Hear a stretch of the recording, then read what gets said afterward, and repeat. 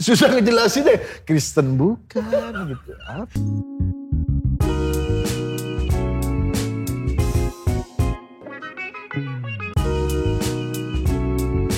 Tripod Show, sit and relax. Halo saudara-saudara, saya Soleh Solihun. Selamat datang di Tripod Show, sit and relax. Dan saya sudah pasti sedang sit and relax. Bintang tamu saya kali ini adalah kesayangan warganet ya. Di mana mereka ada warganet berkerumun ya. Yang suka maupun yang tidak suka. Pada dasarnya mereka dicintai warganet ya. Ada yang cintanya karena gemas, ada yang cintanya karena emosi. Sebelum saya panggil, saya akan bacakan dulu Wikipedia-nya. Reza Pardede, kelahiran Jakarta 21 Januari 1988. Asli Medan, dibesarkan di Depok, mengawali karir sebagai komika di kontes Stand Up Comedy Indonesia Season 4 di Kompas TV dan Stand Up Comedy Academy Season 2 di Indosiar. Tapi tidak jadi juara. Dan dia seorang aktor, terus vokalis band yang katanya namanya Nyah. Sudah, namanya jelek banget ya. Ya bagusnya ngeledekin orang aja lah. Jangan berkarir di musik, namanya meminta diledek ternyata. Kok nama Nyah ya, kayak nama bunyi-bunyian. Sudah meluncurkan 3 buah single. Salah satu pendiri Majelis Lucu Indonesia. Dan sering disebut sebagai tokoh dark comedy.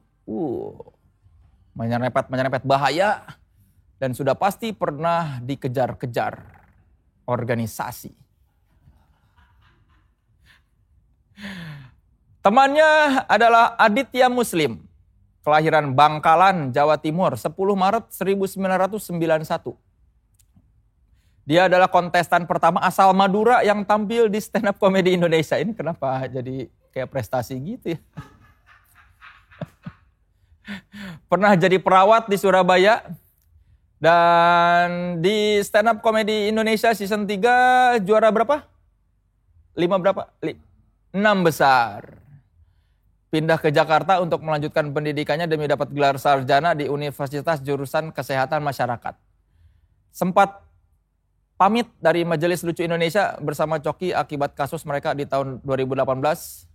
Tapi pamitnya pura-pura karena kembali lagi. Dan tidak menunjukkan kapok. Tidak belajar dari pengalaman. Sama aja ternyata.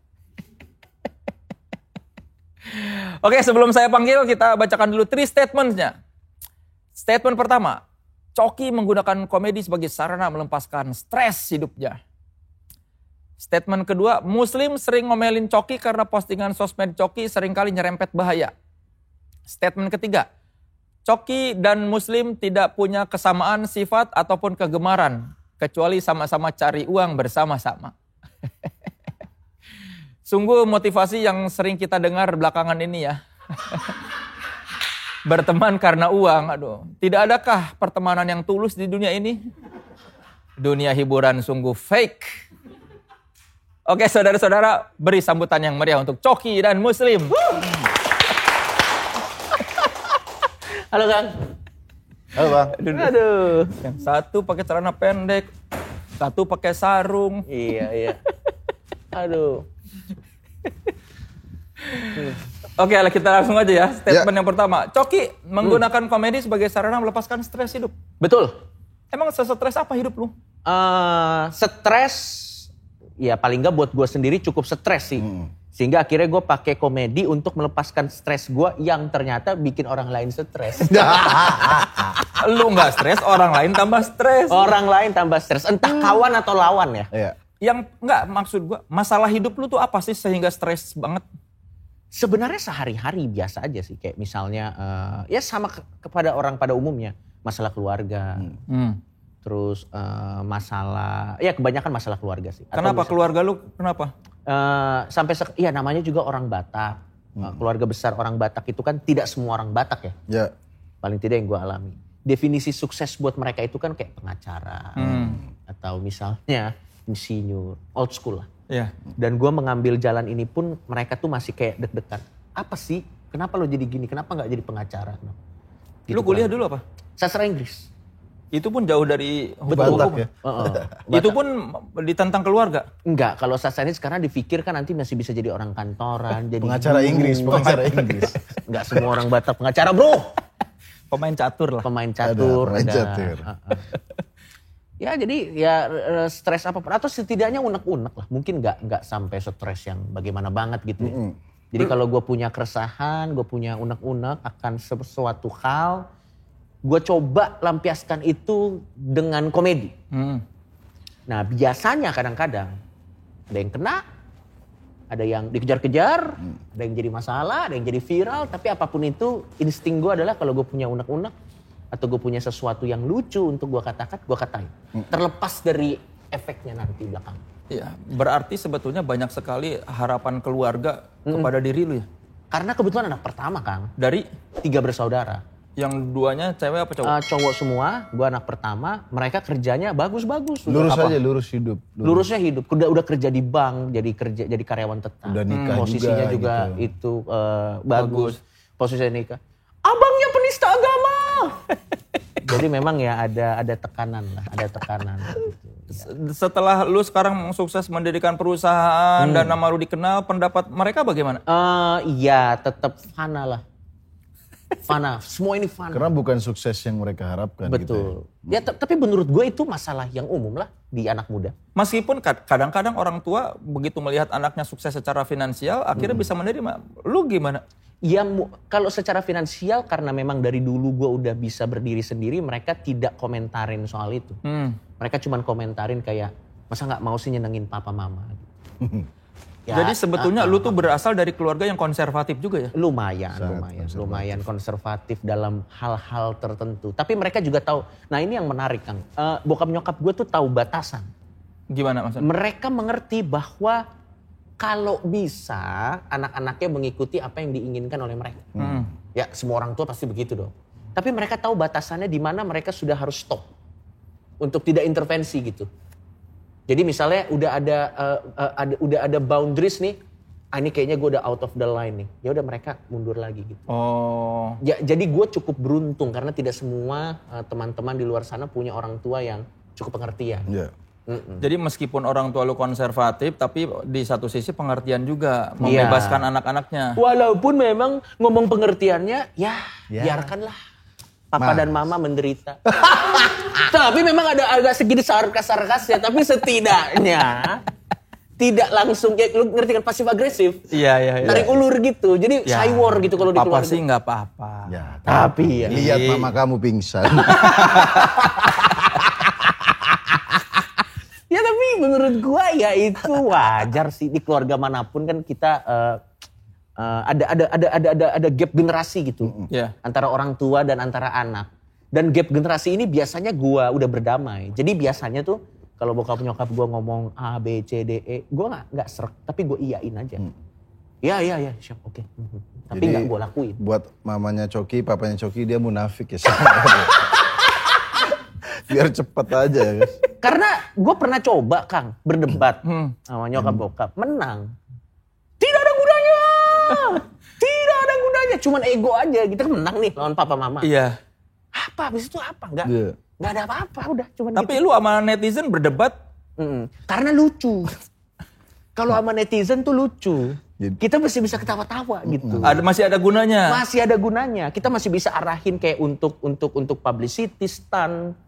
Atau misalnya untuk kita bikin promo event tertentu apa. Dan kalau kalah pun ya nggak masalah. Kalau kalah pun nggak apa. Kalau nanti kalah debat sama orang tua, jadi pengacara gitu.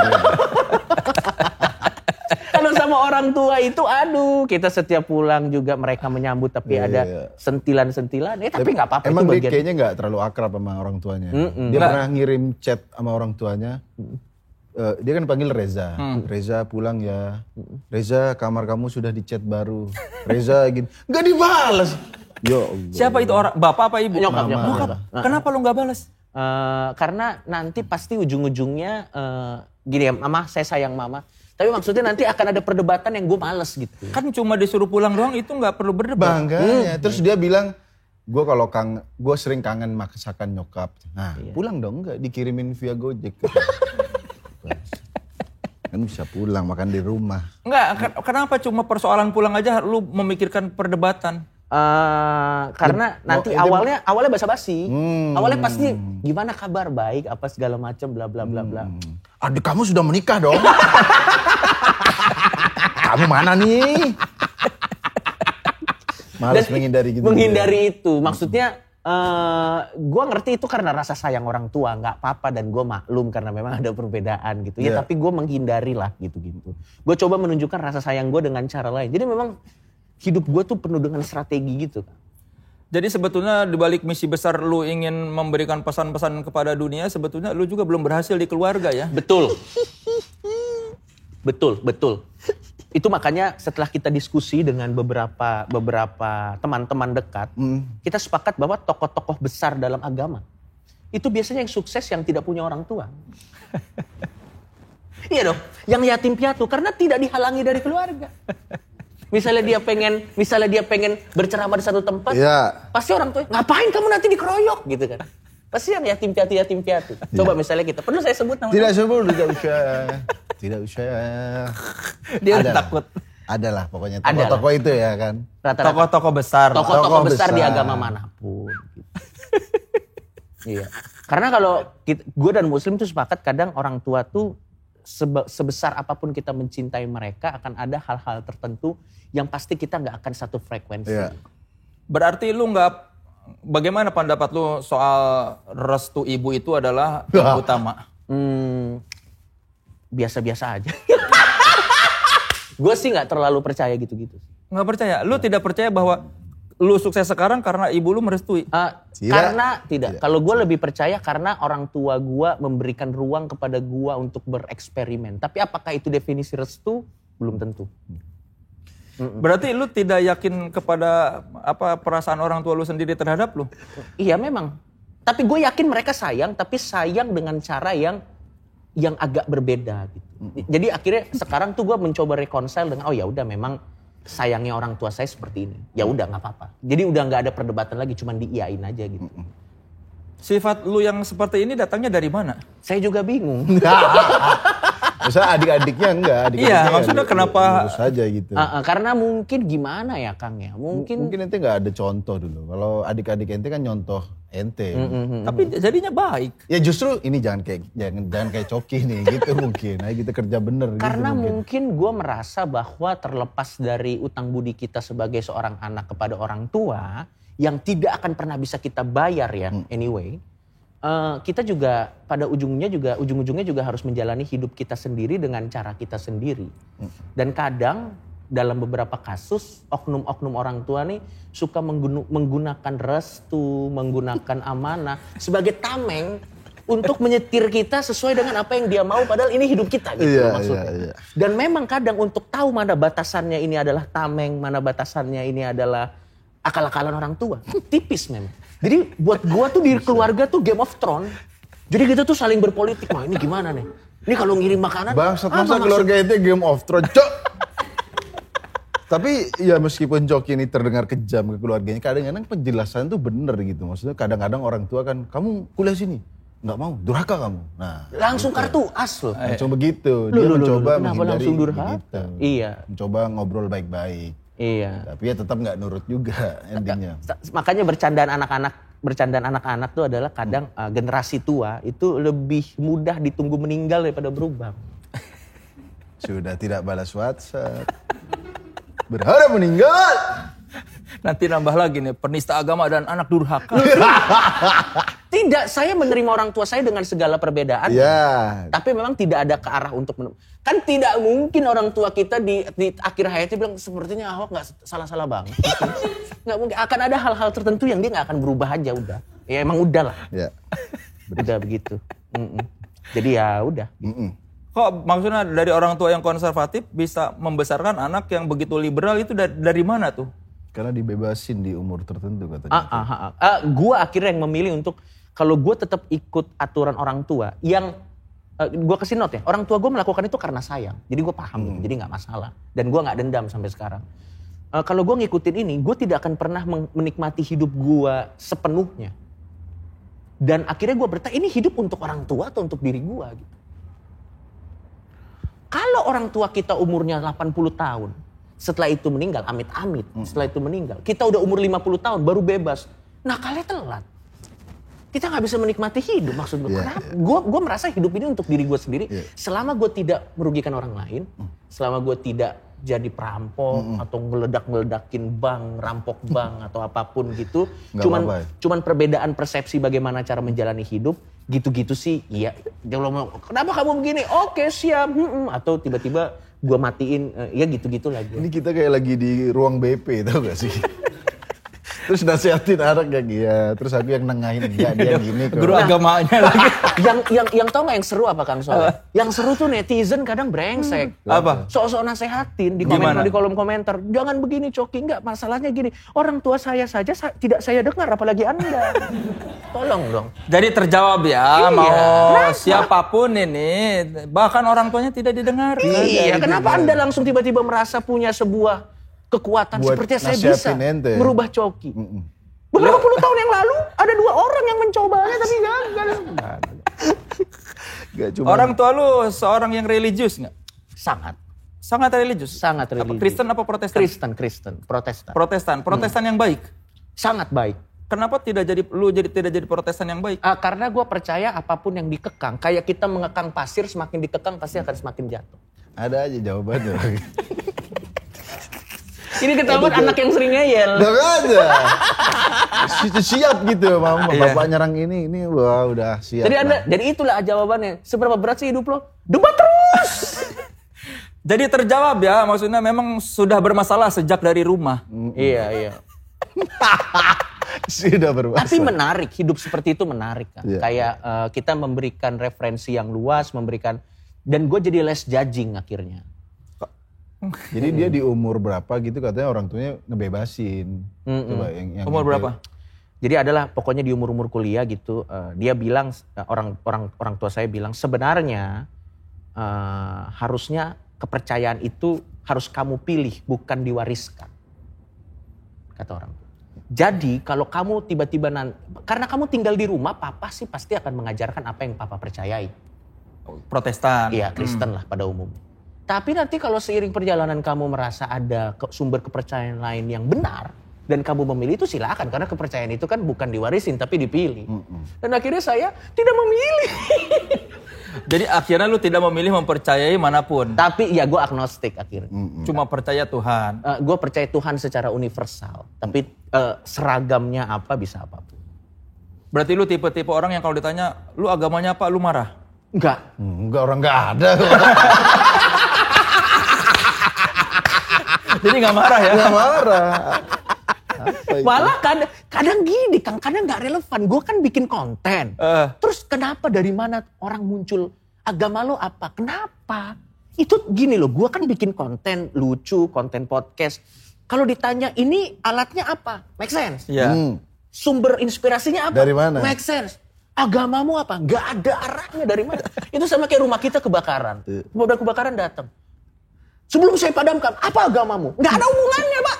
Tolong rumah saya dipadamin dulu gitu. Jadi kenapa orang harus nanya itu? Tapi gue gak marah gitu. Karena ya gak tahu juga kenapa. Lu kayaknya udah sabar ya menghadapi kelakuan. Karena jawaban-jawaban logika menggoyahkan iman saya. Pokoknya aku gak seneng ngobrol sama Coki yang begitu tuh. Mulai buka surban. Lu akhirnya lebih milih membentengi diri? Gak membentengi diri sih, aku nikmatin aja. Maksudnya dia, tapi kalau yang urusan ke orang tua itu kan urusannya menurutku bukan agama, tapi moral aja kayak. Ya udah kalau kamu berbeda sama orang tuamu ya nggak apa-apa.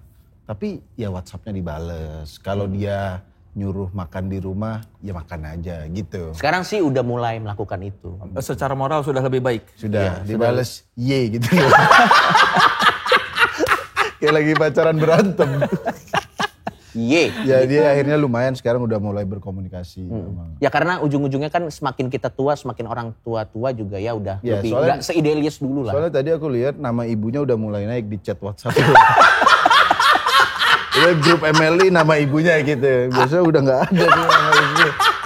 Ketutup kiriman galon, ganti LPG, baru ibunya di bawah. Berarti sudah membaik ya. Lumayan. Umur biasanya sih Kang, umur biasanya nggak bisa bohong memang. Ada efek-efek kedewasaan tertentu yang capek. Kalau gitu siapa yang lu dengerin omongannya? Nggak ada. Nggak, sahabat. Siapa sahabat lu? Tretan Muslim kadang-kadang saya dengar omongan. Walaupun itu setelah proses perdebatan yang sangat panjang. Setelah panjang. Ya terus paling orang-orang di MLI yang dia dengerin gitu. Dan itu kita masuk ke statement kedua ya. Muslim sering kewalahan dan berujung ngomelin Coki karena postingan Coki menyerempet bahaya. Fakta. Sangat fakta. Ya karena mungkin Coki tadi nggak ada kontrolnya. Jadinya dia tuh kalau nge-post, nge-tweet apapun, dia tuh masih maksa gitu. Cuk, hapus Cuk. Dia sering kadang tuh dia nge-post, memakai surban, ada label suatu organisasi. Memes gitu kayak orang ngedit, orang-orang bersurban terus muka Coki, muka aku. Tapi kan ada lambangnya gitu, di-post. 3 menit, 4 menit langsung, Cuk, hapus Cuk. Lucu bro, lucu bangsat. Hapus dulu, nggak usah lucu-lucuan, hapus dulu. Akhirnya dihapus. Lumayan dia nurut. Kalau dia kena kasus, berarti aku ketiduran guys. Soalnya tweet dia banjir, dia waktu itu rame banjir, corona itu pagi kayak dia nge-tweetnya waktu itu. Oh, lu belum bangun? Belum bangun, tahu-tahu Coki trending. Ini apa lagi nih orangnya ya kan? Tapi lumayan dia sekarang meskipun berdebat dulu ya pernah kita berdebat, dia nggak mau syuting karena dia mau bawain berita yang berbahaya. Ini lucu bangsat, lucu apa sih Cuk? Menurutku ya mungkin lucu tapi ini berbahaya. Ya udah jangan, kita cari lucu yang lain. Enggak, gue nggak mau syuting. Bangsat segitu inginnya. Di dalam bahaya. Tapi sekarang dia udah mulai dengerin. At least dia konsul dulu, kirim di grup. Boleh di-post nggak? Gitu. Karena apa? Akhirnya gue harus mengakui bahwa pada saat gue kena kasus, gue dianjing-anjingin orang, gue dihujat, itu sebenarnya nggak ngefek. Kalau ke guanya sih ya udah angin lalu lah ya. Tapi ternyata ada yang membuka mata gue. Ternyata ada gerbong di belakang gue. Ada orang-orang di perusahaan gue sendiri atau orang-orang yang bertanggung jawab atas misalnya publicity gue atau CP kontak person saya sering diteror. Jadi akhirnya gue udah mulai agak less idealis lah. Sudah tidak seidealis dulu. Jadi gue juga mempertimbangkan orang-orang dekat gue kayak Cok capek nih gue nih. Oh ya udah oke sorry ya. Kalau misalnya gue gini minta maaf. Paling gue minta maaf kayak sorry gue gak ada maksud ingin mencari kontroversi atau apa. Itu pure impuls aja Bang. Dia minta maafnya ke tim MLI. Gitu. Kayak kadang ada momen gini Bang. Kadang kan kita sebagai komedian. Ada sebuah momen. Ada sebuah keadaan. Yang hasrat nyeletuk kita tahu. Ini saat yang tepat untuk ngomong. Dan dia. Kalau ini lewat. Hilang. Dan dia. Lu pasti ada. Gue pernah lihat lu MC doang. Enggak, dia MC off air gila Pak. Ya kalau MC off air. Gila banget dia MC off air. Kalau Coki itu kalau dia ada bencana alam. Karena dia sibuk, dia mau ngejok di hari H. Ada bencana apa gitu. Kalau aku tahu bencana bukan dari berita, dari dia nge-tweet kadang-kadang. Kalau Coki rame, ada bencana apa nih dong. Saat tweet banjir atau kemarin dia terakhir bercandain orang Afrika. Lihat nggak di Instagram? Jadi ada orang Afrika gitu di TV kelaparan gitu. Terus Coki yang dia lagi makan itu. Ngasih minum gitu. Jadi di TV ada anak-anak Afrika kelaparan. Gue di depan TV itu megang chat time. Terus gue begini. Dihujat. Terus gue bilang sama yang hujat. Oke sekarang gini. Mau Anda menghujat dan tidak menghujat. Atau gini deh silakan hujat gue sampai puas. Tapi dengan menghujat gue sampai puas. Bantuan PBB datang gak ke Afrika? Kan tidak merubah apa-apa gitu. Gue cuma meng-highlight bahwa di sana ada kelaparan. Oke, gue tidak membantu, kalian tidak membantu. Mereka tetap lapar. Tidak ada yang berubah. Apa? Terus kenapa marah? Kenapa? Iya. Lu melakukan itu karena apa? Karena gue rasa lucu. Udah itu doang motivasinya. Tidak ada niat untuk... Gak ada mau mendiskreditkan orang Afrika. Waduh, makanya itu udah kelaparan didiskreditkan kan gak enak. Maksudnya ya udah itu joke aja. Iya. Tapi ternyata orang tuh kayaknya memang kalau Coki yang melakukan itu... Wah gue ingin marah. Sumpah itu aku. Dan pokoknya kalau Coki bikin masalah... orang tuh jadi bermoral gara-gara dia kalau yang aku lihat sih. Iya memang. Jadi gua di nih screenshot nih. Lihatlah orang ini nggak bermoral. Ya iya jelas lo nggak bermoral. Kita punya konten musuh masyarakat, ya kan? Dia nama Instagramnya Coki Pardede 666. Tato setan lagi. Tatonya setan. Ya kalau nggak bermoral, ya sehari-hari gitu. Yang penting tidak melanggar hukum gitu loh bang. Terus orang tuh seakan-akan berebutan cari retweet, cari likes kalau menyerang Coki. Iya. Gitu. Dengan ngatain Coki nggak bermoral, orang, oh iya ini nggak bermoral.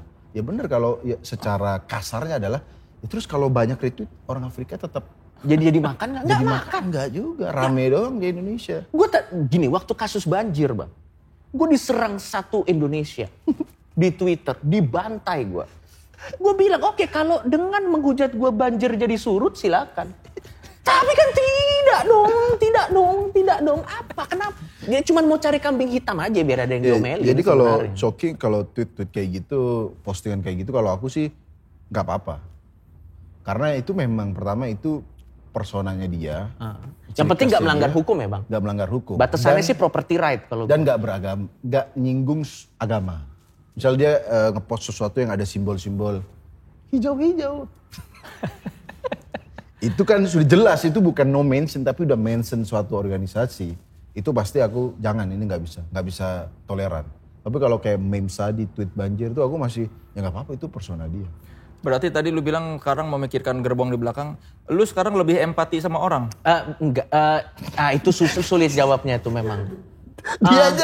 Dia aja tuh bingung, aku ini berempati apa enggak.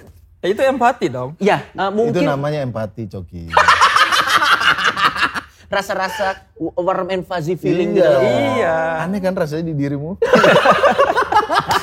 Itu namanya empati. Empati, Coki. Kalau lu udah mikirin orang di belakang, itu namanya empati. Iya sih. Udah mulailah ada. Dan sebenarnya yang pengen gua kasih tahu adalah kalau misalnya jadi ada orang yang bilang, orang menilai gua dari post-post gua tidak berperi kemanusiaan. Nggak apa-apa. Karena memang ya itu yang mereka lihat, yang mereka berhak. Karena gua gini, gua tuh memberikan hak yang sama buat orang bereaksi sebesar-besarnya atas aksi yang gua buat. Fair. Gua bisa nggak setuju dengan tweet lo, dengan argumen lo, tapi hak lo untuk berargumen akan gue bela mati-matian. Gue tuh begitu. Jadi silakan kalian mau menghujat, mau apa, silakan. Tapi berikanlah juga kebebasan yang sama besarnya kepada gue. Sebagaimana gue memberikan kebebasan yang besar kepada kalian untuk menghujat. Yeah. Kadang orang tuh cuman mau bereaksi, tapi kalau gue balas marahin minta ampun. Makanya gue, dan jokes gue tuh lebih semakin orang marah semakin lucu kan. Jokes gue tuh semakin orang marah tuh menurut lu bukan dari banyaknya ketawa, banyaknya orang marah. Iya. Kalau itu dia, oh ini banyak yang marah. Tapi pertanyaan gue belum jawab. Apakah lu lebih berempati sekarang? Nah, sepertinya iya. Karena umur. Bukan mungkin bahasa tepatnya gini kan. Seraya kita lebih tua, energi kita terbatas. Jadi gue choose my battle wisely aja sekarang. Jadi kalau dulu masih muda, akan kuperangi semuanya. Nah, apa itu SJW feminis? Dar. Dan itu adalah favorit saya. Yeah. Musuh favorit saya.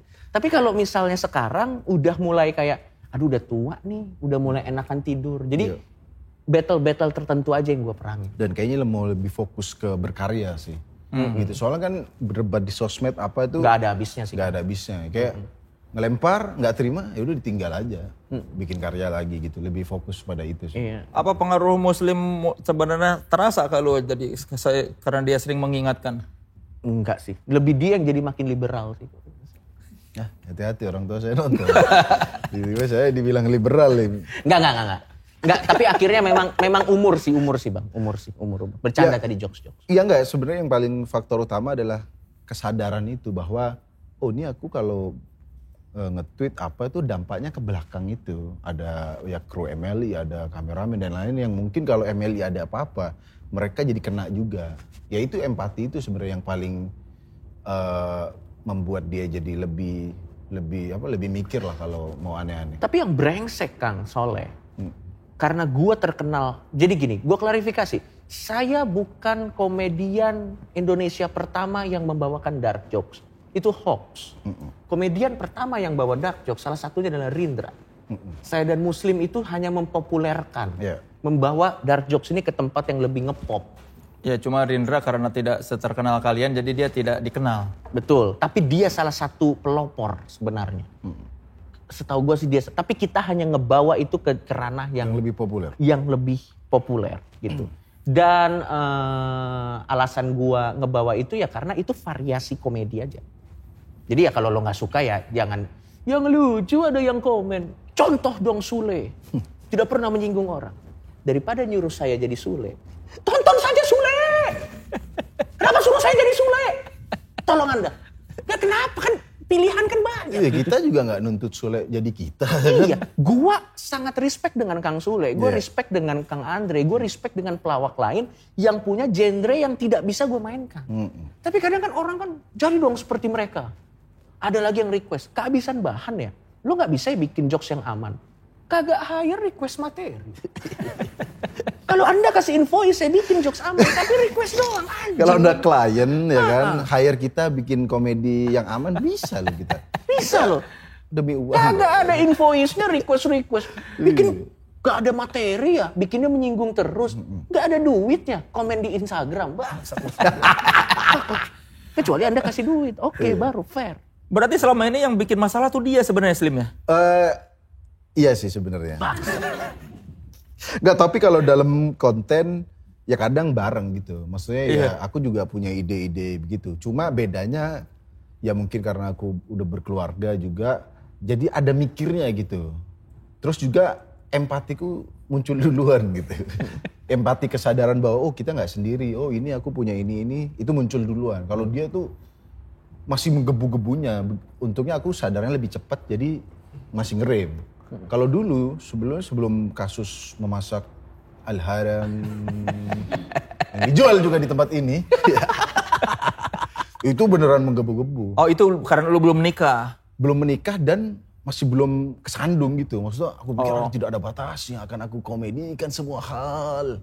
Tapi begitu kena berarti kita mikir nih, nggak boleh ini. Cuma batasan itu kita usahakan semaksimal mungkin tidak membuat kita jadi penakut atau jadi berubah style komedi. Kita akan tetap style komedinya dark atau ofensif, cuma kita jadi tahu mana hal-hal yang nggak boleh strict langsung diserang. Dan kadang taunya karena setelah kasus. Jadi contoh, gue kan coba push limitnya, Kang. Tes viral. Oh ini limitnya, biarin aja dulu, tunggu. Nanti kita gini, orang udah lupa, kita push lagi dikit. Tes, viral. Waktu gue bercandain, gue adalah komika pertama yang bercandain corona di Indonesia. Dibantai gue saat di Indonesia. Tapi sekarang? Semua orang bercandain. Saya yang buka pintunya untuk Anda. Silakan. Sekarang kita bercanda, Wuhan. Udah bebas sekarang. Dulu gue inget dibantai kanan, kiri, ke atas, bawah. Ya mungkin kayaknya orang-orang tuh emang karena udah gak seneng sama dia. Tapi gue push gitu limitnya. Kayaknya orang tuh nyalain notif tweet ente deh kayaknya. Kayaknya Coki nge-tweetnya apa nih? Oh enggak gitu. Oh biasa aja. Biasa aja, emang ditunggu-tunggu gitu. Tapi ya sekali lagi selama dia gak melanggar hukum dan kita tidak bisa dituntut. Maksudnya kalau bercandain banjir, masa orang banjir pada tersinggung? Gak gimana mau tersinggung. Mau lapor polisi, wah. Orang lagi hanyut. Gitu. Gitu. Oke, statement ketiga. Ya.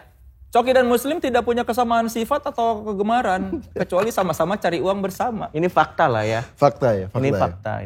Ya, bener kalau kita nggak kesamaan, kita musik beda. Mungkin beda. Kayaknya yang sama game, mungkin kita sama-sama suka. Tapi gamenya juga beda. Iya. Gua tuh mencoba menjaga sebuah jarak sama Muslim kan. Kenapa? Karena kita terlalu sering ketemu saat bikin konten. Kalau di luar itu nongkrong bareng, takut nanti ada urusan personal mungkin ya nanti. Iya. Jadi kita menjaga untuk ada boundaries yang nggak kita tembus gitu. Karena kita sama-sama orang yang tidak sempurna. Karena kita takutnya nanti si Coki nih anjing nih orangnya gini. Ternyata begini gitu. Nanti malah kebawa di pekerjaan. Jadi kita ada beberapa boundary yang kita tahan. Kalian sengaja tidak mengakrabkan diri. Iya, sampai taraf tertentu. Iya, sebenarnya sengaja awalnya mungkin nggak sengaja ya, tapi kayaknya ya udah bagusan kayak gini, ya udah. Tapi deket, tapi enggak gimana ya jelasin ya, susah sih. Orang dia saya suruh main ke rumah tuh susah banget. Kayak ke rumah doang nih susah banget. Kenapa lu nggak mau main ke rumah Muslim? Males aja nggak tahu. Iya, dan begitu pun saya juga sebenarnya males ke rumah dia sih. Abis itu juga kalau jalan, nggak pernah banget Cok nonton yuk. Itu menurutku aneh banget. Dia ngajak, Slim, bioskop udah buka, nonton yuk. Bangsat, ngapain kita nonton Cok? Ngapain gitu kita nonton? Ya, kalau aku mikir, aku nonton ya sama keluarga gitu. Iya. Emang kalian belum pernah nonton bareng? Nggak pernah. Pernah sekali pada saat kena kasus masa-masa. Ini lu coba ceritain. Jadi pada saat kena kasus masa-masa kurma itu, kita terpaksa bareng dong, ya kan. Akhirnya kita waktu itu nonton, Coki ngajak nonton film Halloween. Yang terbaru. Isinya baco-baco. Anak bilang ini mah isi DM kita. Ya. Itu doang nonton bareng aja ya. Itu ya, tapi menarik sih sama dia tuh. Ya tapi ya keseharian yang lain nggak bareng sih. Maksudnya game aja ya. Kita paling sama-sama suka Dota. Itu aja main bareng enggak. Sampai bahkan hal yang sama pun kita nggak melakukan bersama gitu. Kecuali pekerjaan main game bareng tuh. Kecuali pekerjaan, ada pekerjaan caster Dota. Pernah kita, gue inget momen yang paling gue inget saat bersama sama Tretan Muslim adalah waktu saya dan Tretan gue sama Tretan Muslim itu ketemu Ormas kan. Dan sama Ormas itu kita dibentak-bentak. Itu momen bersama yang gue ingat. Jadi adalah sebuah ormas yang sudah bubar. Jadi kita ketemu. Dia teriak-teriak depan muka gue. Jadi, apa? Mereka teriak apa? Ini gue, ini orang. Darah antum halal. Takutlah akan Tuhan. Dalam hati saya lebih takut sama Bapak, mohon maaf. Tapi itu gimana ya? Itu sebuah cerita mengasihkan sih. Kenangan-kenangan bersamanya ya begitu-begitu. Gak ada kenangan indah nggak ada? Gak ada kenangan indah. Bahkan kenangan kita liburan bareng aja tuh gak ada. Itu berantem. Udah ada di satu pulau yang sama nih, di Lombok ya. Aku waktu itu sama manajer, aku mau pindah hotel depan pantai. Muslim itu. Dia ngotot, aku ingin hotel depan mall katanya. Bahkan di pulau yang sama kita berbeda gitu. Bangsat, ngapain nanti di Lombok ke mall, Cok? Di Jakarta mall juga. Enggak, gue mau lihat-lihat mall. Ya udah akhirnya besoknya pisah hotel. Dia alasannya pengen ke pantai, ingin lihat sunset. Ya, aku nggak terlalu suka pantai juga, tapi ya pengen tahu lah sekali-kali. Sudah pindah ke hotel, dia nunggu-nunggu mana sunset ya, kata tukang. Maaf Pak, yang sunsetnya di kamar yang sana, salah kamar. Mataharinya di sana. Udah berantem percuma. Gue story, lihat nih gue makan solaria Lombok. Foto-foto, Sport Station nih, baju Lombok. Bahkan ya itu selera liburan juga nggak sama. Jadi emang bareng sehari-hari nggak bareng sih.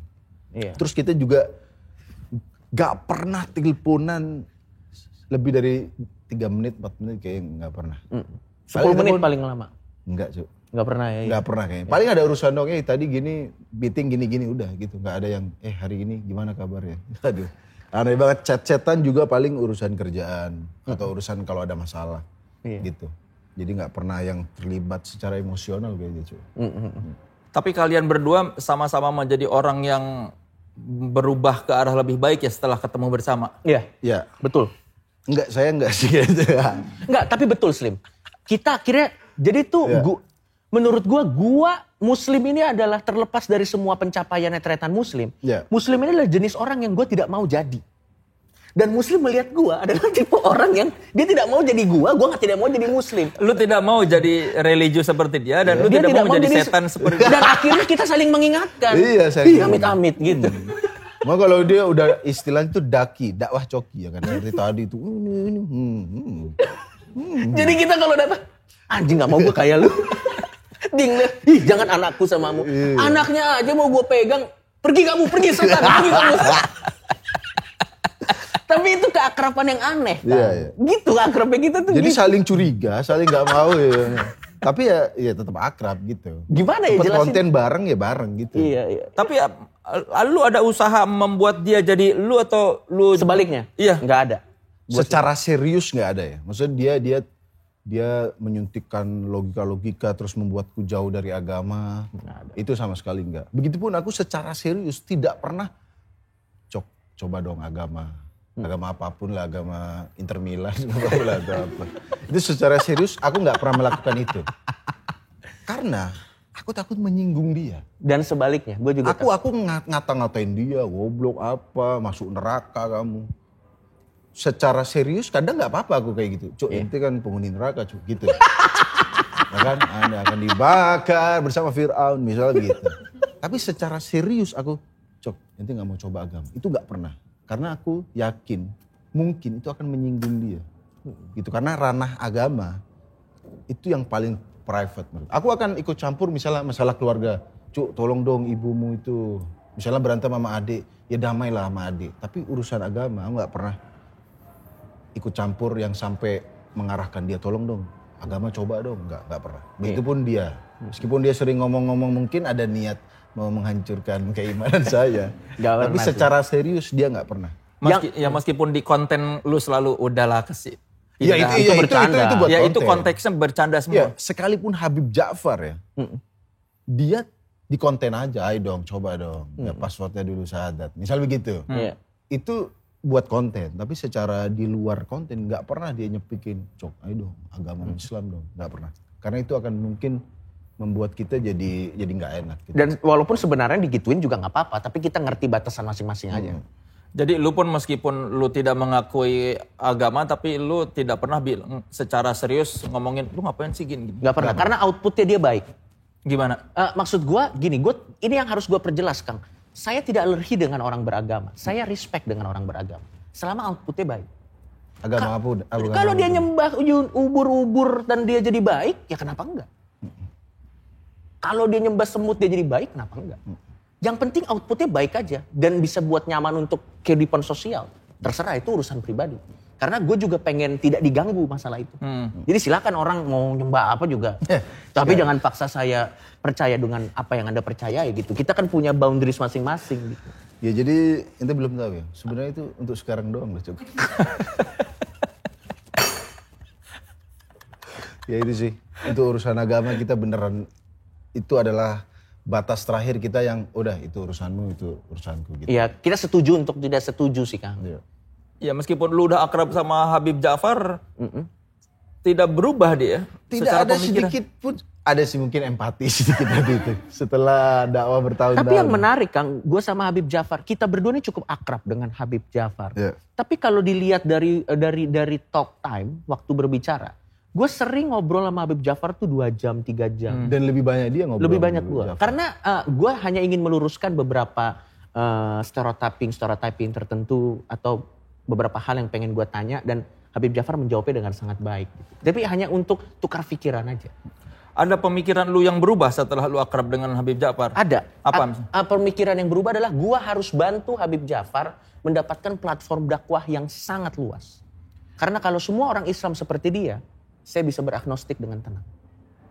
Dan harusnya itu representasi Islam Indonesia. Damai, tidak marah-marah dengan apa yang berbeda, dan bisa menerima perbedaan dengan kapasitasnya tanpa kompromi. Akhirnya gue melihat bahwa ada wajah baru yang selama ini tidak gue lihat. Di Tretan Muslim saya tidak melihatnya gitu. Tapi kalau di Habib Ja'far, gue melihat dan gue merasa inilah yang diperlukan. Yeah. Apalagi Indonesia kan konteksnya negara Islam terbesar di dunia. Kita perlu Islam-Islam seperti ini yang mengayomi orang-orang yang tidak memiliki kepercayaan yang sama. Yeah. Jadi kita bantu Habib Ja'far dapat. Makanya itu ada alasan dia kalau ditanya, Coki kan nggak Islam, kenapa membantu dakwah? Ya, dia menganggap kalau Islam seperti Habib Ja'far ini yang banyak, yang banyaknya bukan di Tugu Monas. Itu dia akan mendapat manfaat positifnya nanti. Iya. Dia akan lebih tenang untuk menjalani hidup gitu sih. Karena mereka juga tipe-tipe Habib Ja'far tidak pernah mengganggu gua bahkan sedikit pun dalam hal apa. Gitu. Kalian tuh kenal dari mana Habib Ja'far? Ini Muslim ya. Pada saat kasus itu ada yang rekomen gitu. Oh setelah kasus ada yang rekomen. Coba nih collab sama Habib ini. Aku cek dulu kontennya. Aku baru nonton konten dia tuh langsung seneng banget gitu. Nah, kemana Habib yang lain? Mungkin saya kurang referensi. Betul. Mungkin. Ya itu kan? disclaimer. Jago. Jadi begitu nonton Habib Ja'far, oh ini orang Habib, ini orang ngerti agama. Dakwahnya luar biasa. Waktu itu subscriber dia 2.000. Betul. Dia syuting di kafe, suara kerasa-kerasa. Sumpah aku, anjir ini orang dakwanya bagus. Tapi sayang nih yang subscriber 2.000 doang gitu kan. gimana kalau kita berkolaborasi? Ya Habib Jafar juga mengakui kalau dia pansos sama kita. Untuk tujuan biar dakwanya lebih luas gitu. Makanya begitu aku lihat, ini orang bagus, aku kenalin Coki. Meskipun Coki agak deg-degan ya kan. Apakah ini seperti yang di TV-TV? Tapi Coki juga akhirnya kagum gitu melihat, ini orang ngerti agama. Dan yang aku senang dari Habib Jafar adalah dia sering berpenampilan seperti kita gitu. Dia nggak pakai surban, malah seringan aku pakai surban. Bahkan di acara pengajian aja aku pakai gamis, pakai ini, dia pakai kaos, pakai sneakers gitu. Dia mencoba masuk ke kalangan kita mungkin. Dan itu aku lihat, wah inilah panutanku gitu. Ini secara serius ya, kalau di konten aja kita bercanda-canda, sering ngecengin dia, The Protector atau apa. Tapi di luar konten kita ya beneran belajar ke dia. Coki juga sering tukar pikiran tadi. Apa julukannya, pemuda tersesat? Pemuda tersesat. Itu siapa yang punya istilah? Ceritain dong, Sulit. Jadi asal mula pemuda tersesat tuh menurutku banyak anak muda sekarang itu yang mencoba mencurangi agama. Jadi ada aturan A dalam agama, dia mencoba kalau gini boleh nggak? Nah gitu, itu sering banget. Contohnya, ini pertanyaan yang ya. Kalau misalnya orang pahalanya 50, dosanya 50, itu kan impas. Apakah nanti setelah meninggal dia ada injury time di kehidupan? Gitu-gitu pertanyaan. Terus ada. Tapi itu sebenarnya pertanyaan karena keingintahuan. Terus ada juga nih, kalau kita ke masjid kan langkahnya dihitung. Iya. Terus dia naik motor apa dihitung per tetes gitu ya. Itu kan anak-anak muda yang mencoba gimana ya pahala tuh dihitung-hitung, ya gitu-gitu ya kan. Dan kadang kalau di tempat-tempat formal menanyakan hal tersebut itu ditempeleng. Kayak bahkan pertanyaan yang menurutku lucu waktu itu, ada orang yang nanya, Habib saya tinggal bareng sama cewek saya. Terus saya sholat jemaah bareng, tapi saya nggak ngapa-ngapain. Iya. Cuma kalau habis sholat ya cipika-cipiki, cium tangan katanya. Itu kan permasalahan anak muda zaman sekarang. Tidak hap-hap-hap. Jadi tinggal bareng, sholat bareng. Itu permasalahan. Itu kalau ditanyain di forum keustatan. Iya. Masuk. Soalnya aku pernah baca ada artikel Sok. Katanya ada cewek nanya. Kan katanya kalau suami ngajak bersetubuh, istri nggak mau, istri dilaknat. Katanya begitu. Terus nanya, terus kalau istri yang ngajak, suami nggak mau, gimana? Dosa nggak suami? Jawaban ustadznya, masa ada istri ngajak duluan? Itu mah istri doyan katanya. Di depan Makanya begitu aku melihat itu, kayaknya ini pertanyaan-pertanyaan orang ini, ya meskipun banyak yang bercanda juga, tapi ada yang beneran nanya kayak gitu. Dan menurut gua, kenapa gua bantu? Karena ini membuka ruang bahwa agama itu identik dengan membiarkan imajinasi dan kreativitas bermain. Kadang kan seolah-olah kalau ada agama, imajinasi kreativitas dipangkas. Tidak ada rasa fun di sana. Tidak ada rasa kita bisa bermain-main dengan imajinasi. Tapi gue suka dengan pemuda tersesat. Kita buka tentunya dengan sesuai koridor yang dijaga oleh Habib Jafar tentunya. Kita buka sebuah pertanyaan di mana silakan, agama tuh fun. Tersesat adalah pintu di mana kita bisa next-nya bisa menjadi tahu. Nanti tahu bisa menjadi tidak tersesat lagi. Iya, soalnya pertanyaan-pertanyaan spesifik itu mereka pasti nggak nemu nggak nemu tempat bertanya. Misalnya bulan puasa, kalau masturbasi batal nggak? Oke, jelas batal. Terus kalau nonton film porno batal nggak? Batal. Terus kalau nonton cewek TikTok doang joget-joget, nggak ada bugilnya, tapi bikin batal nggak? Pokoknya anak muda nih kalau porno dilarang, geser sedikit lah TikTok lah. Iya. Geser dikit lagi Instagram yang agak seksi-seksi. Lama-lama Bigo. Waduh. Ya, Bigo juga seksi-seksi juga. Maksudnya aku menganggap sama Habib Jafar kayaknya pertanyaan orang-orang ini harus ada yang jawab gitu. Jadi konsep kalian tuh pertanyaan yang kalau dipandang oleh tokoh lain itu melecehkan, ini ditanyakan. Iya, dan menurutku Habib Jafar selalu jawab dengan bagus. Ada satu pertanyaan gini. Orang ateis itu nggak punya jodoh karena jodoh di tangan Tuhan. Bagus kan pertanyaannya kan. Habib Jafar bilang, ya itu baiknya Tuhan, yang nggak percaya dia aja dikasih jodoh. Dan akhirnya saya bilang, kalau gitu mending ateis kan. Bercandanya gitu. Ya, itu bercandanya. Bercandanya gitu. Tapi itu tentunya jangan ya, tolong jangan ya. ITE berbahaya sekarang, jangan itu. Ya gitu-gitu. Kenapa namanya pemuda tersesat ya biar yang merasa tersesat, yang masih pengen mencari. Jadi kita rangkul semua kan. Kalian masih tersesat? Wah, itu pertanyaan filosofikal loh itu sebenarnya. Itu pertanyaan filosofikal. Iya. Kalau gua dan Muslim yakin kita selalu masih merasa tersesat karena ada sebuah orang bijak mengatakan di saat kita sudah merasa tidak tersesat, disitulah kita sebenarnya tersesat. Di saat kita masih merasa tersesat berarti kita membuka pintu untuk selalu belajar. Dia selalu nggak mau menurut tokoh agama ini, dia nggak mau. Pasti orang bijak. Ya selalu sih kayaknya kita lebih seneng merasa tersesat sih. Karena dari situ kayaknya kita dan gak ada tanggung jawab moral kan. Enak kalau udah dianggap kita podcast musuh masyarakat, konten pemuda tersesat, orang akhirnya expect less dari kita dan menyenangkan, tidak punya ekspektasi. Tapi ternyata yang kita heran juga beberapa DM tuh ada yang alhamdulillah setelah nonton pemuda tersesat saya jadi sholat 5 waktu gitu. Aku juga heran, anjir lu mengambil hikmah dari mana? Tapi ya orang akhirnya gini. Kita kan sebenarnya itu adalah komedi, itu adalah bungkusannya doang. Biar masuk ke anak muda. Tapi Habib itu karena dia juga master agama, dia belajar agama pesantren. Jadi agamanya dia bagus.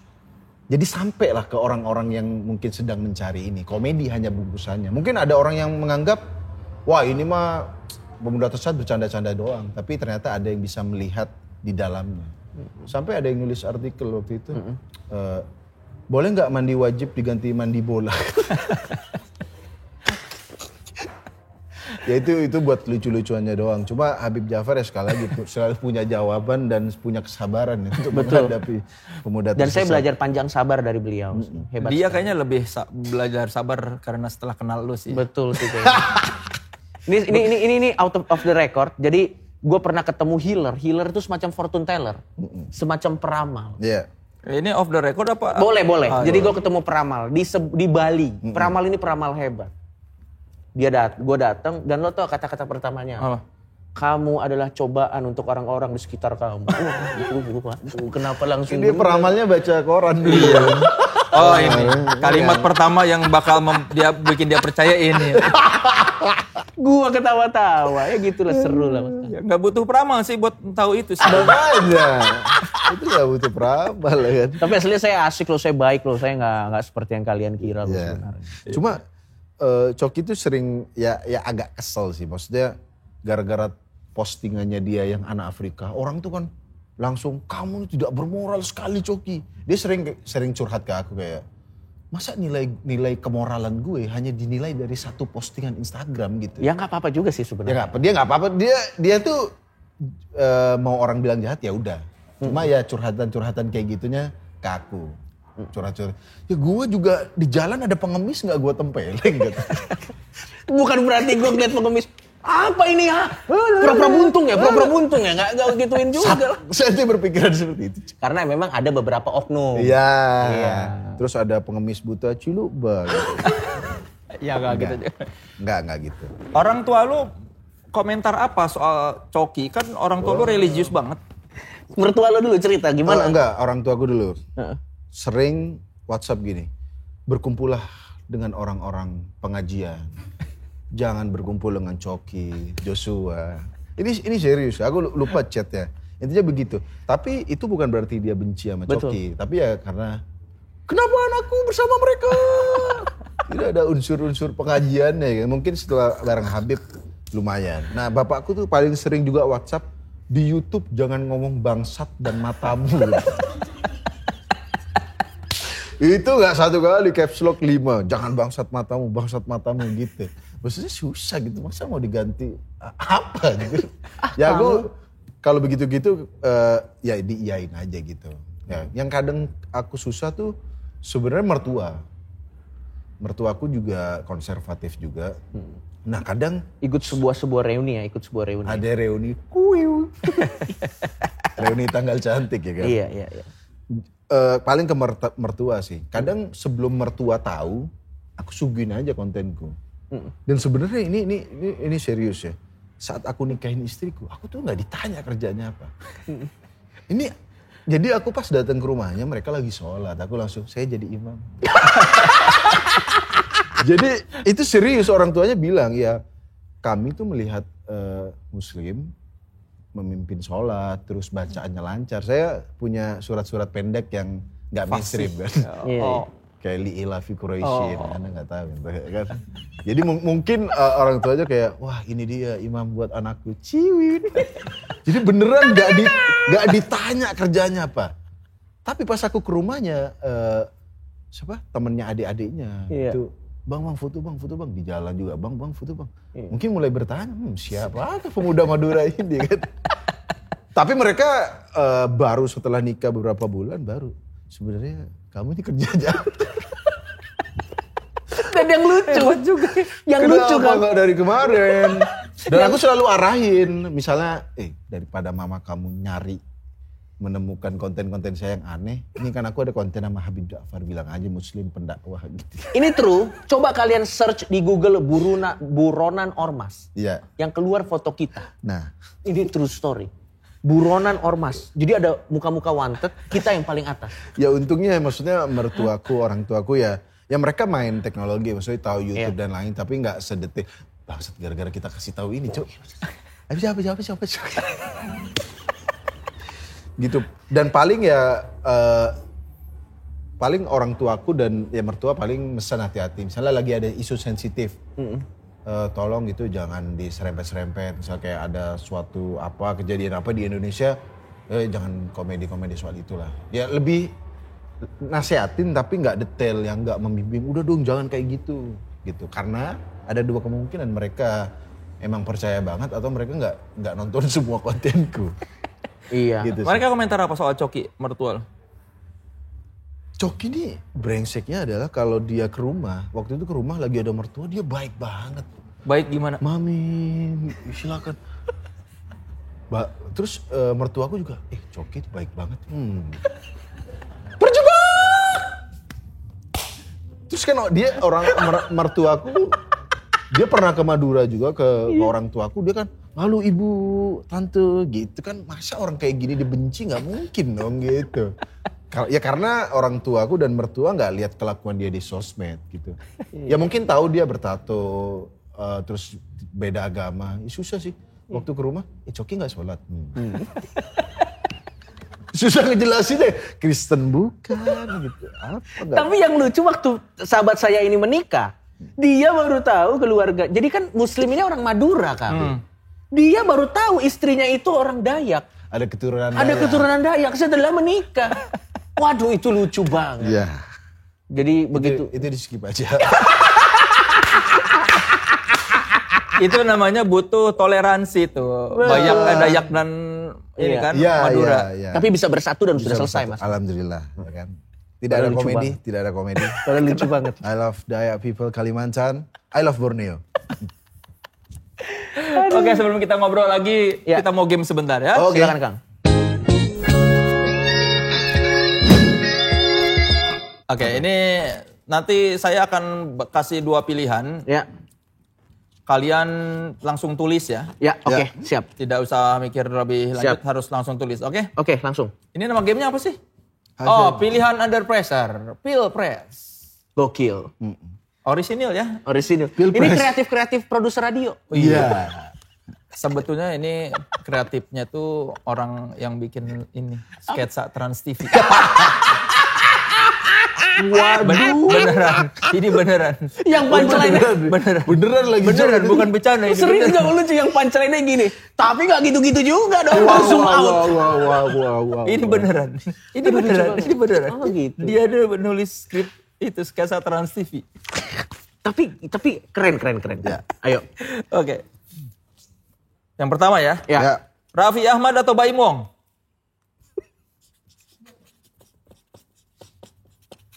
Oke. Langsung dibacain apa satu-satu? Gimana? Oh langsung ya? Ya. Nanti bakal dijawab belakangan ya? Ya. Oke. Dinar Candy atau Nikita Mirzani? Netral boleh nggak? Nggak pilih. Ya. Oke, yang ketiga, Uus atau Boris Bokir? Emang bangsat nih yang bikin nih. 4, Lutfi Anjay atau KKI? Wah. Oke. Terakhir, Ya. Atta Halilintar atau Aldi Taher? Wah, pilihan yang berat nih anjing. Karena semuanya idola ya kan. Semuanya hidup. Ayo dong, tulis Ya dong. udah anjing lah. Dah. Oke, silakan kita buka ya. Yang pertama, Raffi Ahmad atau Baim Wong? Baim Wong. Raffi Ahmad. Coba ditunjukin. Oh, Saya Baim Wong. Ya. Raffi. Kenapa? Karena Baim Wong itu adalah nggak tahu, gue suka aja ngelihat dia ngasih-ngasih. Baim Wong itu perpanjangan tangan dinas sosial. Dan memang orang-orang seperti itu harus kita jaga. Supaya nanti kalau, loh kan dinas sosial nyari data orang miskin dari YouTube-nya Baim Wong. Jadi gampang belusuan. Orang miskin berapa di Jakarta? Nonton dulu Pak bentar. Saya suka dengan Baim Wong. Anda hebat, luar biasa. Muslim, Raffi kenapa? Kenapa Raffi Ahmad? Karena ya dia senior dan banyak karyanya gitu. Bisnisnya gila ya. Bisnisnya gila dia. Maksudnya dia entertain sukses, bisnis sukses begitu sih. Oke, yang kedua, Dinar Kendi atau Nikita Mirzani? Nikita Mirzani. Kenapa? Karena berani, luar biasa. Luar biasa nyai luar biasa. Salut gue. Bahkan dia cross beberapa line yang bahkan kita nggak berani, luar biasa. Sangat memberani Nikita Mirzani. Muslim? Dinar Kenapa? Kendi lebih berani. Kenapa? Nikita Mirzani paling berani bro. Karena dia, lah Dinar Kendi itu nggak tahu ente. Apa? Bapaknya seorang guru ngaji. Anaknya berenang terus. Kurang rebel apa dia, Coki? Cerminan rebel. Kalah Nikita Mirzani, bro. Saya tetap Nikita Mirzani. Ya, saya Dinar. Oke, yang ketiga, Uus atau Boris? Kalau saya Uus. Kenapa? Karena deket aja, kita emang kenal deket sama Uus. Kalau sama Boris kurang kenal deket aja. Masa gak deket sih? Muslim? Boris. Kenapa? Karena kemarin baru akrab lagi sih. Emang sempet nggak akrab? Ya sempat nggak akrab karena ya jarang nongkrong. Jarang ketemu aja. Berapa tahun nggak akrabnya?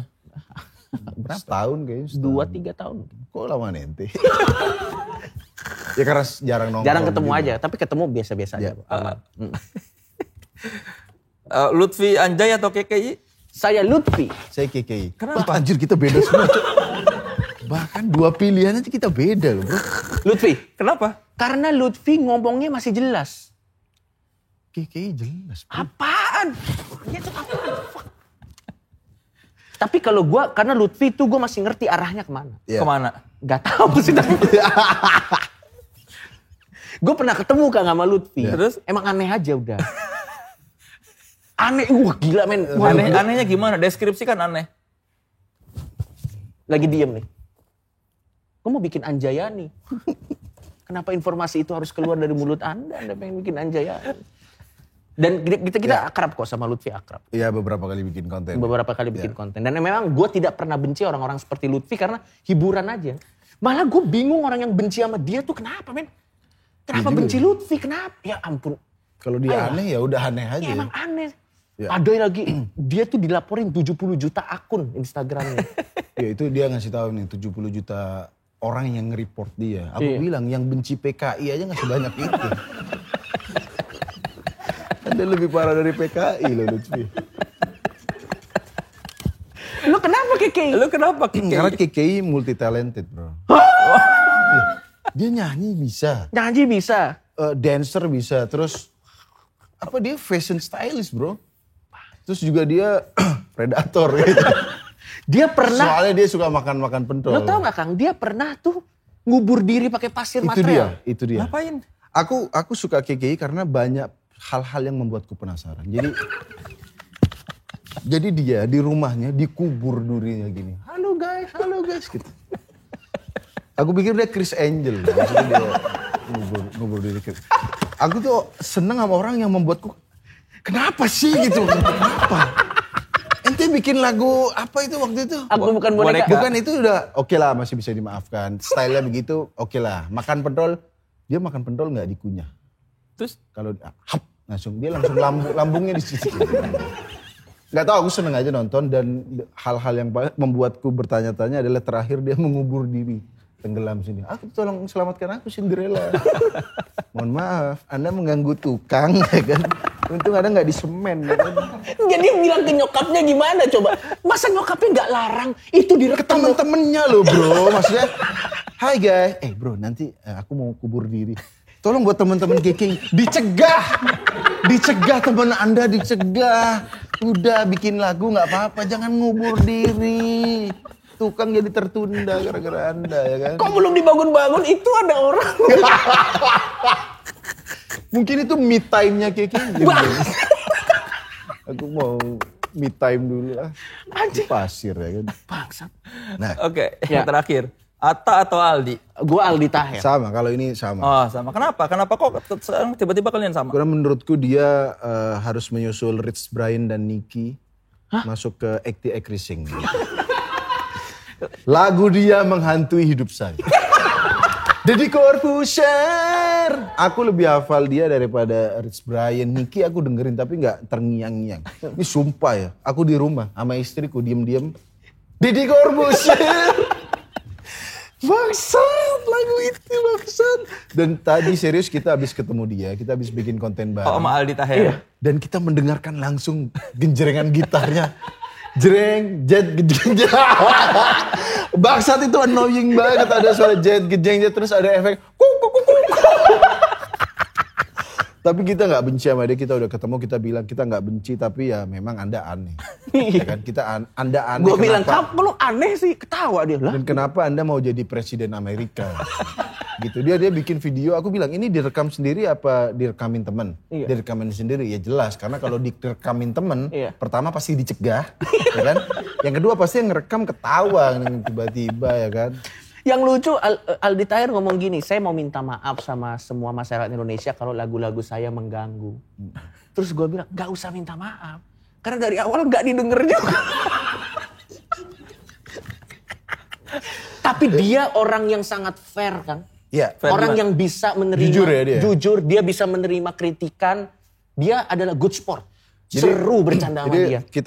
Dia kan bilang, ya maksudnya gue ngelakuin ini biar viral, buat beli popo anak. Nah, kalau di situ udah gue lemah. Ya, tapi aku bilang, mohon maaf, tapi ya memang popo anak Anda baru. Tapi kalau Anda setiap hari jet. Nisa Sabian, Brother Kaisang, bangsat hafal kan guys. Mungkin anaknya, lebih baik aku tidak pakai popo. Tapi dia jujur berkarya. Jujur. Tapi gue salut sih. Gue bilang kok depan muka dia, lu tuh hero. Lu tuh pahlawan gue. Karena random. Tiba-tiba aku ingin jadi presiden Amerika. Waduh. Dia pengen apa lagi? Aneh-aneh banget. Jadi wakil gubernur. Pengen jadi wakil gubernur. Dia, wah tapi salut deh gue sama Aldi Taher. Tapi bukannya itu karena nggak tahu lagi mau ngapain? Tapi setidaknya melakukan sesuatu sih menurut gue. Ya, setidaknya melakukan sesuatu dan tidak negatif. Itu yang paling penting. Jelek itu gak negatif loh bro. Maksudnya, betul. Jelek bukan negatif. Jelek bukan negatif. Dua hal yang berbeda loh itu. Iya, maksudnya jelek ya jelek. Tidak mengganggu orang. Betul. Iya, agak sih mengganggu sih maksudnya kalau diulang-ulang. Tapi serius aku sama Coki ini kalau di mobil, nyetelin lagu dia loh bro.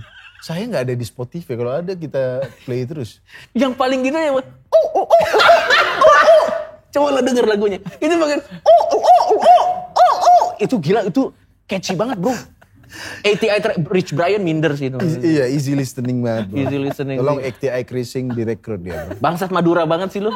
88. ATI Racing. ATI Racing. Tolong rekrut Aldi Brian. Tapi emang bahasa Inggrisnya bangsat. Makanya dia tuh sama anaknya, kalau ngomong bahasa Inggris suka dicegah sama istrinya. Ngomong bahasa Inggris, children. Bangsat, kadir. Jadi respect Aldi Taher. Respect dengan Aldi Taher. Ya. Saya fans Anda. Kalau kalian di YouTube, apa yang di-search buat nonton? Waduh, Muslim lebih absurd sih. Aku sekarang serius ya, nge-searchku itu adalah sambungan mesin cuci. Cara menggantungkan jemuran, gitu-gitu. Cara menyimpan ASI gitu, sumpah isi search YouTube-ku itu. Udah gitu-gitu, kayaknya udah bapak-bapak banget. Kalau gue bencana. Kenapa? Gak tahu, lucu aja. Sangat jauh ya, maksudnya aku lebih ke keluarga. Ini true story, orang DM Instagram gue, DM kabar bencana. Gempa. Yang nge-tag storiesnya dia. Iya. Oke, silakan. Kenapa yang nge-tag stories lu? Itu isinya bencana-bencana semua. Bencana dan bumi. mohon maaf orang-orang difabel. Iya. Ini mungkin bisa diceritain sedikit. Tadi ada yang nge-tag Coki di stories. Ada orang tuna wicara. Judulin rap battle. Ada pada depan. Rap battle itu. Bangsat. Kadang saya... Dan bangsatnya dikirim ke grup kadang-kadang. Maksudnya, aku tahu kalau Coki slim, lucu nih. Nggak aku buka gambar. Bangsat aku nih pasti. Aku nitip, nggak hapus. Pasti gambar-gambar aneh. Terlalu kejam. Ini rahasia ya. Dia bahkan ya, mohon maaf ya, dia nyari gambar telanjang. Yang orang amputasi. Enggak, nih gue kasih tahu. Yeah. Saya harus meluruskan dulu di sini, oke? Jadi ini netizen yang nge-tag gue. Oh, dia ngirim ke ente. Ada jenis porn yang out of the box namanya amputate porn. Dan gue melihat itu untuk referensi. Dan saya ngasih tahu ada loh yang begini. Tapi memang aneh banget. Dan itu kayak Sukatoro. Kan Sukatoro kan yang kacau. Banyak ternyata. Kan gue jadi dikirim gak ada tangannya, gak ada kakinya. Mohon maaf itu ngaceng gak nyumbang yang ada kita bro. Udah terlalu aneh. Bahkan pornografi aja harus dark gitu maksudku. Ente kalau mau cari tema seks on tsunami misalnya gitu ente. Gaya kan itu? Enggak, gini kita kena tsunami. Sekalian aja ente. Cari-hari. Bangsat lu Slim anjing. Tapi istri lu gimana? Apa? Waktu lu deketin dia tahu kondisi lu seperti apa? Kondisi maksudnya ya bahwa lu pernah dimusuhi masyarakat. Istriku tuh emang penonton MLI gitu. Oh. Jadi kayak nggak perlu banyak ngejelasin, kayak dia udah tahu aku gimana. Ya. Jadi lebih mudah gitu sih. Paling dia yang nggak terima dari aku bukan penista dan lain-lain, tapi kemaduraan. Tapi kan kalau dia udah tahu lu Madura kan. Ya dia nggak anti Madura sih, cuma dia mungkin pas dia kan kuliah di Malang, mungkin kurang enak lah pengalaman dengan orang Madura yang suka parkir liar, ya kan? Parkir liar atau apapun yang ya kan beda-beda. Maksudnya Madura di sini kerjanya ini, kalau di daerah Malang, Surabaya tuh mungkin ada. Tapi biar lo tahu betapa hebatnya mental orang Madura.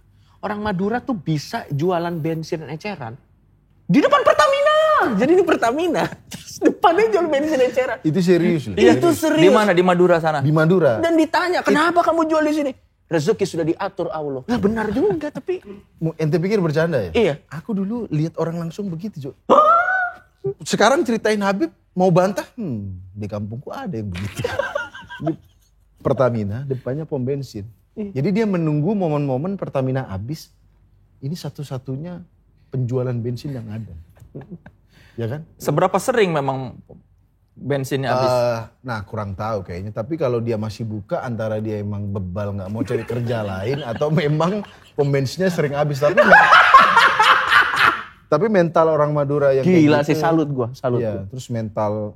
Naro-naro pasang tanah. Ya katanya kalau ada tanah nih, dikasih apa, awalnya jualan misalnya kasih tali, jualan stiker, jualan apa. Lama-lama jadi rumah semi permanen. Terus kalau digerebek, ini tanah pemerintah, bukan, ini tanah Gusti Allah. Wow. Ya gitu-gitu ya emang watak orang Tapi muda. gue salut sih, emang tough.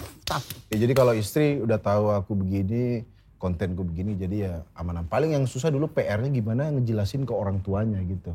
Ya untungnya orang tuanya tidak bertanya. Karena sudah termakan dengan sholat jamaah saya. Dan ya maksudnya di konten ya bisa begitu-begitu. Tapi kalau sama mertua ya menyesuaikan. Ya, kalau kamu gini-gini mah. Ya kan di hadis tuh begini. Oh, ada efeknya berteman sama Habib. jadi lu punya materi-materi religius. Wah ini bagus banget pertanyaannya, bangsat. Apa nih? Nah ini apa, kan kalau nanti satu saat anak lu Ya. kayak dia, bagaimana? Kayak dia nih konteksnya banyak sih. Soalnya terlalu banyak sifat negatif yang di Coki ya. Tapi kalau kayak Coki mungkin dia nggak akrab sama orang tua, itu baru mungkin aku akan tegur gitu. Kan Coki ini sekarang lagi jauh sama orang tua. Mungkin aku nggak pengen anak yang seperti itu. Tapi mungkin kalau dia memilih jalan hidupnya gimana, ya itu terserah dia sih, gitu. Terus juga dia misalnya nanti punya style komedi yang gini, pemikirannya begini, ya orang tua sih tetap ngarahin. Cuma ya mungkin sama kayak orang tuanya Coki. Lu melihat diri lu bakal punya anak nggak? Iya, tapi mungkin dalam waktu 5 tahun ke depan. Tunggu gue bisa. Karena saat ini gue tidak dalam kondisi fit untuk punya relationship dan punya keluarga yang settle. Yeah. Kenapa? Karena gue masih terlalu responsif, masih terlalu menggebu-gebu, masih terlalu belum stable. Idealis. Dan itu akan menjadi malapetaka untuk siapapun yang menemani gue nanti. Maksudnya saya aja teman dia bisa kena dampaknya gitu. Apalagi kalau dia punya keluarga, langsung keluarganya. Jadi ya gue gini-gini masih naker juga sih Kang. Ya, itu sih alasannya. Ya waktu kasus kan keluarga muslim, orang tua muslim terkena dampaknya juga ya. Iya. Kalau orang tua lu kena nggak waktu lu Untungnya gue nggak pernah bawa keluarga kehidupan personal gue dalam materi stand up. Jadi nggak tahu mau nyerang kemana. Cuman tahu gue tinggal di Depok udah, tapi nggak tahu alamat rumah yang exactly nggak ada. Emang di daerah mana? Oh beda kalau muslim orang tuanya diketahui. Dia kan cerita mengenai saya Madura, disucikan gitu. Ya saya Madura, saya lahir Bangkalan, di sini, saya gitu. lahir sini apa Ya, segala waktu macam. itu sih sempat kayak diancam doang sih, nggak sampai didatengin. Gitu sih. Kalau lu mah memang lu tidak pernah ada materi-materi yang membawa keluarga. Gak pernah sama sekali. Karena Gak relate aja. Dan gue tidak merasa itu lucu aja gitu untuk dibawain. Karena keresahannya gak di situ Kang. Gue pernah coba bikin, masa gue gak ada sih, emang gak ada gimana. Susah. ya sebetulnya berarti lu di rumah itu tidak ini. Iya gak pernah jadi masalah. Iya ada masalah tapi bukan masalah yang harus gue ceritakan. Kalau misalnya kalian jadi pihak berwenang, terus bisa bikin aturan di negara ini, apa satu aturan yang bakal kalian bikin yang sebelumnya nggak ada? Itu dulu. Undang UU ITE sih, UU ITE gue ilangin. Itu aja. UU ITE yang konteksnya untuk transaksional. Sebenarnya setahu gue UU ITE itu awalnya untuk transaksional. Ya, karena informasi dan transaksi elektronik. Betul, kalau itu gak apa-apa. Karena kita perlu, karena ada kejahatan-kejahatan pulsa. Penipuan-penipuan gitu, itu perlu ITE. Tapi kalau masuknya udah mulai ke ranah yang abu-abu. Ketersinggungan misalnya. Ketersinggungan apa, mendingan gue tetap basic aja. Kalau gue sih itu, kalau lo apa? Kalau aku jadi orang kepemerintahan, aku akan membuat satu aturan. Semua agama boleh punya sinetron. Karena bagus banget anjing. Sinetron, hidayah hanya agama saya. Apakah agama lain tidak ada yang kena azab? Apakah agama lain tidak punya tetangga? Saya melihat tukang bubur naik haji, semuanya Islam, tetangga Islam. Di manakah orang Kristen? Apakah tidak ada? Saya yakin mungkin sutradaranya Kristen, produsernya Kristen. Tapi kenapa gak ditampilin? Karena menurutku yang membuat salah satunya orang kadang sensi sama non-Islam, sama perbedaan lah, apapun konteksnya, misalnya perbedaan suku, ras, karena yang ditonton itu kurang gitu. Referensinya kurang. Sangat kurang banget. Sekarang acara agama, dari pagi sampai malam, saya yang menguasai. Ada hari Minggu. Acara Kristen, hanya Minggu. Betul. Itu pun agama itu nonton Dragon Ball. Aku sih pengen bikin aturan semua agama boleh punya hak yang sama dan porsi yang sama. Misalnya sinetron harus wajib menampilkan semua agama, semua suku. Terus juga misalnya pembawa acara berita, mungkin ada yang berjilbab, ada yang pakai rosario, ada yang pakai baju-baju biksu gitu. Aku pengen. Nggak bisa dong. Oh nggak bisa ya? Masa insert tapi biksu. Jadi kita akan ngobrol-ngobrolin tapi ngomongin orang joget-joget. Insert kan ada joget-joget terakhir ya kan gitu kan. Yang... Nggak bisa, itu contoh nggak bisa. Itu nggak bisa, tapi yang lain mungkin bisa. Ya, biar orang tuh misal dari kecil, anak kecil kan misalnya suruh nonton religinya agama Islam. Nggak ada yang salah. Yeah. Tapi jadi menurutku jadi kurang melihat perbedaan keberagaman di Indonesia. Paling di layar lebar sejauh ini sih Bang yang dicoba digambarkan. Di film-film film-film Ko Ernest itu coba digambar. Tapi kan itu masih kurang menurut gua. Ya, dan kurang kental nonjolin agamanya gitu. Jadi saya membuat aturan seperti itu sih. Gokil tuh, bagus tuh. Dan KPI gimana tuh? tidak boleh pakai speaker. Maksudnya speaker. Speaker ini ondel-ondel. Iya benar, maksudnya speaker ondel-ondel. Saya selamatkan Anda. Itu Bang. Iya. Oke, sebelum kita menutup, moto hidup kalian apa?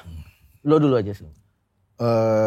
Moto hidup. Ini paling susah ditanya sih. Kalau sekarang sih moto hidupnya berkarya terus dan biar kulkas penuh ya. Ya, biar kulkas. Aku pernah cerita ke temen. Terharu sih gue denger. Kamu kayak hidup nih gimana sih? Pengennya, kalau aku sih cita-citanya asal kulkas di rumah penuh. Jadi bayanganku dulu gini. Aku lihat film-film tuh orang dibuka kulkasnya isi Coca-Cola, isi susu, bangsat. Tom and Jerry itu. Tom and Jerry penuh terus anjir kulkasnya anjir.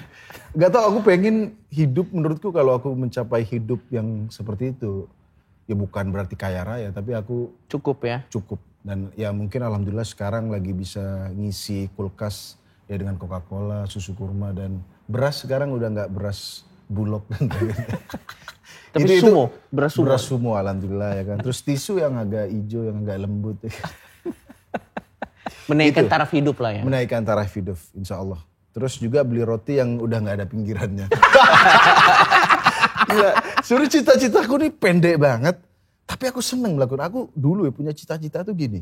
Aku pengen datang ke Indomaret. Iya. Aku belanja, gak mikirin uang kembaliannya. Gokil. Gak mikirin sisa di ATM berapa. Karena saat kuliah dulu, belanja ini, anjir sisa segini. Gitu. Dan sekarang ya mungkin dengan konten-konten yang dibikin dengan kerjaan sekarang ya alhamdulillah. Udah bisa mencapai taraf hidup seperti itu. Dan pengen terus berkarya. Dan kulkas tetap penuh. Dengan beras sumo. Dan roti yang tidak ada pinggiran. Roti kupas istilahnya tuh. Dan saya sebagai belakangan ini saya sering main ke rumah dia. Iya. Saya menikmati si kulkasnya. Ente yang ngabisin banyak gitu. Wah lumayan. Kalau gue moto hidupnya fortune favor the bold. Jadi bahagia cuma untuk yang berani kalau buat gue. Bahagia cuma untuk yang berani. Gak ada unsur-unsur syukur, ikhlas, barokah, tidak ada dari hidupan Coki. Kalau buat gue bahagia untuk orang yang berani mengambil keputusan keluar dari zona nyaman. Benar. Berani mengambil keputusan untuk mengatakan sudah cukup saatnya gue hidup untuk diri gue sendiri. Karena kalau kita berani, kita melakukan sesuatu. Saat kita melakukan sesuatu, paling tidak kita menuju ke sesuatu daripada kita gak melakukan apa. Ya. Kalau moto gue sih kayak gitu Kang. Oke, saudara-saudara boleh tepuk tangan dulu untuk Coki dan Muslim. Selalu senang sama Kang Soleh. Thank you Kang Soleh. Silakan diambil hikmahnya ya. Tadi intinya kita belajar menghargai dan belajar beradaptasi. Karena dari Muslim beradaptasi dengan Coki dan Coki beradaptasi dengan Muslim. Inti hidup adalah beradaptasi dan saling menghargai. Mantap. Cukup bijak kan saya? Sudah 30 episode pasti bijak dong.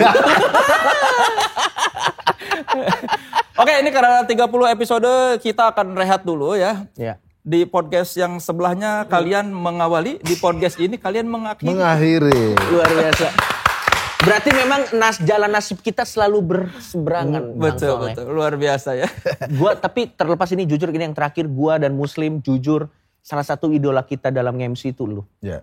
Jadi sebuah kebanggaan kita bisa ada sama Kang dan Soleh. Sepertinya Kang Soleh sudah lelah, makanya di season selanjutnya kami siap mengambil. Tinggal mikirin ending quote kayak tadi. Bintang tamu yang tadi juga pengen mengambil alih acara ini. Sudah mulai bersaing. Iya, tapi kayaknya kalau saingannya jumlah views, ini mereka yang menang kayaknya. Aduh enggak lah Kang. Tetap oke Kang Soleh. Thank you Kang, terima kasih banyak. Oke, terima kasih ya. Sekali lagi terima kasih sudah menyaksikan Tripod Show selama 30 episode ini. Ya. Saya akan istirahat dulu buat kembali ke season berikutnya yang nggak tahu kapan. Jadi kalau mau nonton saya silakan di The Soleh Solihun Interview atau di podcast yang satu lagi yang naik kelas ya. Iya. Nggak apa-apa kan disebutin. Kan beda. Yang satu mah bukan clothingan juga ya. Beda lah, beda.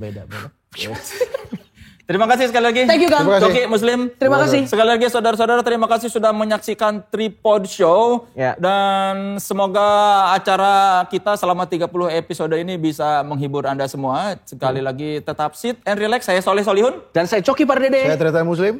Salam Tripod Show. Salam Tripod Show. And Bye-bye. relax. Love. Love.